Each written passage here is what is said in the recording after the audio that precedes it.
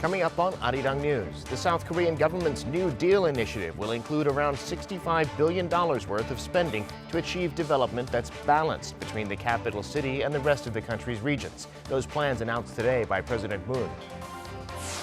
South Korea reports more than 100 cases of COVID-19 for the first time in almost a week. Koreans also infected in the UAE in an outbreak there. And from today, in South Korea, masks are legally required in certain high-risk public places. There's no fine yet, but there will be after a 30-day grace period. It's 5 o'clock p.m. here in Seoul. Thanks for joining us on Arirang News. I'm Devin Whiting. South Korea today reported just over 100 cases of COVID-19, about a third of them coming from overseas. Also, several Koreans have been infected at a nuclear power plant in the UAE. Jang Tae-hyun reports. South Korea reported 102 new COVID-19 cases on Tuesday, seeing the number of daily infections go higher than 100 for the first time in 6 days. Of the new cases, 69 were local and 33 were imported. Most of the local cases were from the capital area, with 18 from Seoul and 32 from Gyeonggi-do province. The total number of cases stands at 24,805. There was one additional death, raising the death toll to 434. Meanwhile, in the United Arab Emirates, a cluster infection has broken out at a nuclear power plant built and operated by South Korea. Officials said on Tuesday that many of those living in the plant's communal housing tested positive for COVID-19. South Korean media outlet News One reported that as of October 4th, around 740 foreigners were confirmed with the virus, and 7 of those are Korean nationals. UAE health authorities are not disclosing the exact number of cases since it is private information. There are about 6,000 workers on site, and a third of them are Koreans. Those Koreans who tested positive are getting an additional test at quarantine facilities, and those who test negative will either return to work or come back to Korea. Jang Tae-hyun, Arirang News. South Korea is now legally requiring people to wear masks when they're in places deemed a higher risk for COVID-19. These places currently include public transportation and hospitals. There'll be a fine for not wearing one, but not yet. That starts after a 30-day grace period. Kim Yo-sun reports. Health officials in South Korea have lowered the social distancing policy to level 1, but it has put in place stricter measures for face mask wearing. The public will be mandated to wear masks at multi-use facilities, and those who do not will be penalized. Starting November 13th, face mask wearing will be mandated at multi-use facilities, on public transportation and at rallies. Those who do not wear masks will be fined around $87. The policy imposed starting October 13th will have a grace period of a month until actual fines are imposed from November 13th. Individuals will be fined some $87, but managers of multi-use facilities who fail to mandate their staff and users to abide by the policy will be fined up to $2,600. Under the new measure, everyone who uses public transportation, attends public rallies, or visits hospitals will have to wear face masks, regardless of the level of social distancing policy. The obligation, however, will not cover people under the age of 14, those who are unable to wear masks due to medical conditions, people on air, or athletes. Officials also say masks need to be worn properly, meaning they are required to cover one's nose and mouth. Kim Yo-sun, Arirang News. American drug maker Johnson&Johnson has put its coronavirus vaccine trial on hold due to what it said was an unexplained illness in a participant.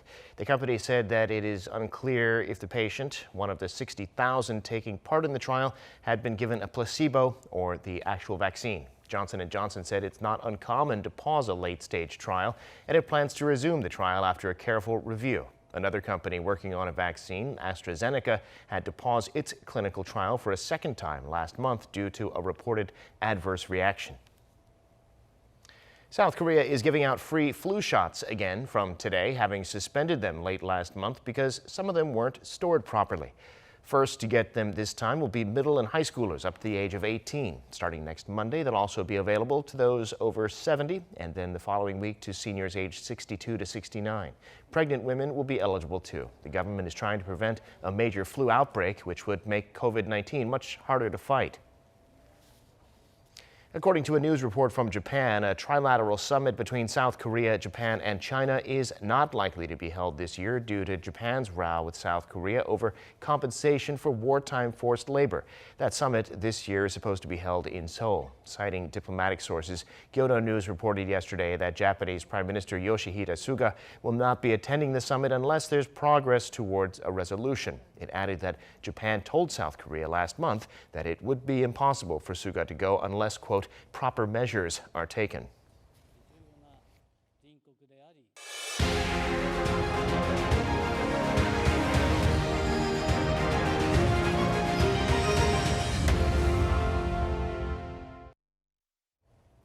The South Korean government is planning to spend more than $65 billion as part of the New Deal initiative to revive local economies and achieve balanced development nationwide. President Moon Jae-in today chaired the second strategy meeting on the government's signature policy, promising active financial support and incentives for regional projects. Kim Min-ji reports. South Korea is going to incorporate regional development as part of the Korean New Deal to achieve balanced growth across the country. President Moon Jae-in introduced the idea during a New Deal strategy meeting on Tuesday, vowing active support for regional projects. Of the government's New Deal investment plan, worth roughly $140 billion, 47% of it, or more than $65 billion worth, will be directed toward projects outside of the capital. 지역 균형 유지 사업에 적극적으로 인센티브를 제공하는 등 재정적 지원을 아끼지 않을 것입니다. 지역 균형 유지의 원활한 추진을 위한 제도 개선에도 적극 나서겠습니다.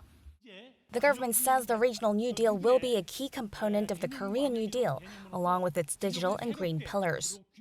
It will be aimed at reviving local economies hit by COVID-19 and improving people's livelihoods by linking the Korean New Deal to regional policies, as well as seeking projects that meet different regional characteristics. The projects include the building of offshore wind farms and smart factories, as well as the digitalization of infrastructure. We will strive to transform the South Korean economy, society, and regions across the country through New Deal projects aimed at balanced regional growth. The New Deal initiative will be pursued strongly together by central and local governments and state-run institutions.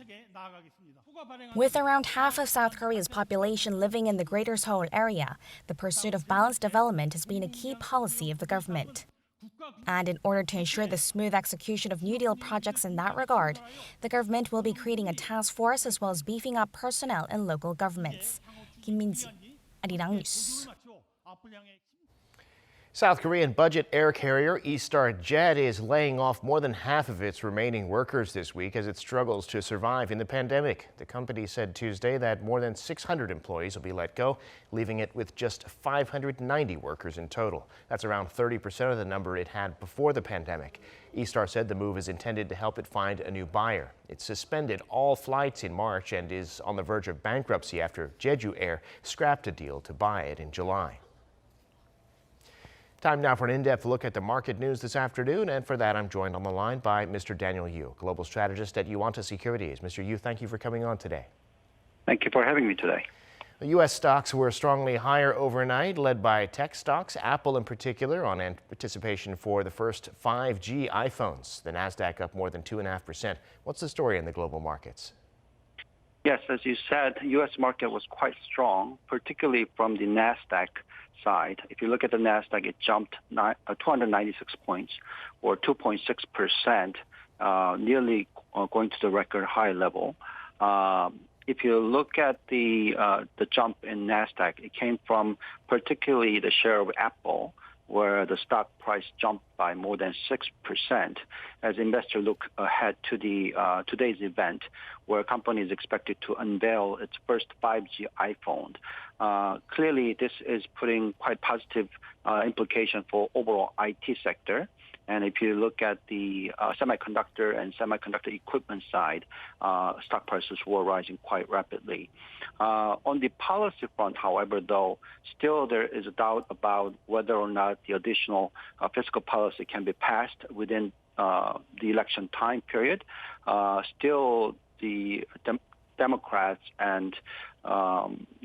basically saying that it is insufficient offer in regards to healthcare aid, and Treasury Secretary Stephen Mnuchin and the White House Chief of Staff they urged a separate vote on Paycheck Protection Program in a letter to Congress. So continually, they continue to fight over the new additional fiscal boosting measures. All in all, though, there's continuation of interest towards the growth stock, and the growth stock seems to be showing a very strong trend because of earnings growth that we're seeing. If you look at the NASDAQ 100 stocks, we have seen actually earnings growth this year, whereas everyone else, every sector, are showing a quite significant decline in earnings. And today, Korean stocks opened higher, but that didn't last long. It seems it could be the fact that coronavirus cases today are back above 100, or the doubts you mentioned about stimulus in the U.S. So what caused this first decline in quite a while? Right. If you look at the Kospi, it's been rising 8 consecutive sessions in the last period. But today, it was down, but the level of down is very slightly. It's 9th session that showed a slight decline. I think that there's a concern about the rising COVID cases, where we start to see once again over 100 cases of the new COVID-19 incident. But all in all, the wave of optimism still surrounding the Korean equity market because there will be continuation of fiscal stimulus policies that will be coming through. I think that a lot of the stocks were rising quite rapidly, and therefore it requires some time where you need to take some breather or resting time. But nevertheless, Korea's overall economic numbers, as well as the earnings growth numbers, and also the growth sector seems to be quite showing a good numbers in overall. So we continue to believe that Korean equity market will remain to be one of the top market amongst all the Asian countries. And the Korean government's 4th extra budget of the year has made this year's deficit 3 times what it was last year. Other kinds of figures moving in that direction as well, causing some concern. But tell us what you make of these numbers. Right. It is true that it is rising by threefold. But nevertheless, that's quite reasonable because if you look at the fiscal deficit that you are seeing in U.S. and Europe and everywhere else globally, it is as much as 2-digit numbers, whereas Korea, that number is actually much less than anywhere else. If you look at the fiscal deficit numbers, it's coming in at about 110.5 trillion won, which is about 93.2 billion in the first 6 months, which is about 3 times bigger. But we think that this kind of boosting measure is necessary. And in terms of the burden to the balance sheet of government, if you look at the government debt to GDP ratio, Korea is only 37%. So we think that is quite manageable. But of course, this kind of these fiscal policies are politically intoned in the sense that the ruling party and opposition party will be fighting over how aggressively that boosting measure can be happening. All in all, we need to see global economic recovery happening in order to see the trade balance sheets improving. If that happens, then the Korean economy should be quite reasonably okay. But for the time being, the consumer sector seems to be a little bit burdensome that these kind of fiscal policies can help, but we do need external factors that helps the economy. All right, Mr. Yu, always appreciate your insights. Thank you again today. Thank you very much. The people of Seoul have borne the brunt of South Korea's social distancing measures in recent months since the capital areas where the cases have been concentrated. So the city has launched a campaign to thank everyone, starting at Seoul Plaza. Our Kim Do-yeon reports. Seoul City has launched a special campaign to show its appreciation for the efforts shown by its residents during the COVID-19 pandemic. The city has installed this popular children's cartoon character, Baby Shark, at Seoul Plaza to put a smile back on people's faces. Joined by another cartoon character, Pinkfong, the statue stands 3 meters tall and is wearing a mask that reads, "Thank you so much." Around Seoul Plaza are signs with QR codes that play a song released by the two characters in July to raise people's spirits during COVID-19. The lawn of Seoul Plaza also displays the thank you message. People are tired from the pandemic, but they have been actively following the guidelines, even throughout the Chuseok Special Disease Prevention period, so we wanted to deliver our thanks. Visitors say the residents deserve such appreciation. I think that the people of Seoul deserve to be appreciated and thanked so much because they're wearing the masks and they're doing everything possible so that, we have less COVID cases. So this is really amazing. As the sun sets and people head home after work, the City Hall lights up a special color to warm their hearts. These pink lights can also be seen at 4 other landmarks across the city. The city government says it is planning more events and campaigns to brighten residents' lives during this emotionally draining period. Kim Do-yeon, Arirang News.